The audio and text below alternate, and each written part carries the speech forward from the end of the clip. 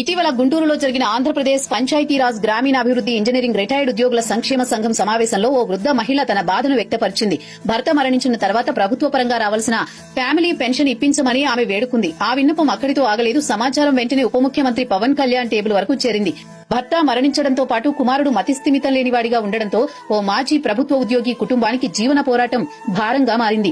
ఈ విషాదాన్ని గుర్తించిన పంచాయతీరాజ్ గ్రామీణాభివృద్ది ఇంజనీరింగ్ రిటైర్డ్ ఉద్యోగుల సంక్షేమ సంఘ సభ్యులు పూర్తి సమాచారాన్ని ఉప ముఖ్యమంత్రి పవన్ కళ్యాణ్ టేబుల్ వద్దకు చేర్చడంతో కీలక పాత్ర పోషించారు. పవన్ కళ్యాణ్ ఆదేశాలతో మహిళ పడుతున్న వేదనపై యంత్రాంగం స్పందించడంతో పరిష్కారం దిశగా వేగంగా అడుగులు పడ్డాయి. వాస్తవాలను గుర్తించండి అన్న డిప్యూటీ సీఎం ఆదేశంతో పెన్షన్ ఫైలు చకచకా కదిలింది. చివరకు సస్పెన్షన్ కాలంతో పాటు ఉద్యోగం నుంచి తొలగించిన సుమారు 50 నెలల కాలాన్ని డ్యూటీగా పరిగణిస్తూ అన్ని ప్రయోజనాలు మంజూరు చేయాలని ఉత్తర్వులు వెలువడ్డాయి. దీంతో మహిళ సమస్యకు ముగింపు లభించింది. త్వరలోనే ఆమెకు ప్రభుత్వం నుంచి రావాల్సిన 30 నుంచి 35 లక్షల న్యాయబద్దమైన మొత్తంతో పాటు ప్రతి నెలా పెన్షన్ పొందే మార్గం సుగమం ఏర్పడింది. ఇక్కడే మరో విషయం కూడా ద్రవింపచేస్తోంది. పెన్షన్ లేని ఆ మహిళ ఆరోగ్య సమస్యలతో వెంటాడుతున్నాయి.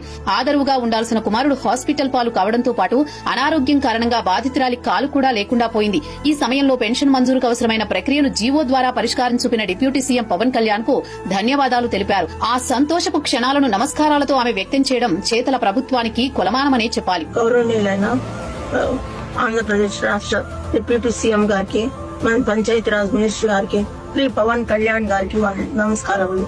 నాకు 12 సంవత్సరాలుగా పరిష్కారం ఫ్యామిలీ పెన్షన్ శాంక్షన్ చేసినందుకు వందనాలు, కృతజ్ఞతలు తెలియజేస్తున్నాను. Thank you sir. మహిళ జీవితంలో వెలుగులు నింపడమే కాకుండా ఆమె శేష జీవితానికి రాచబాట కల్పించిన ప్రభుత్వానికి రియల్ హీరోగా నిలిచిన జనసేన అధినేతకు ప్రత్యేక కృతజ్ఞతలు తెలిపారు.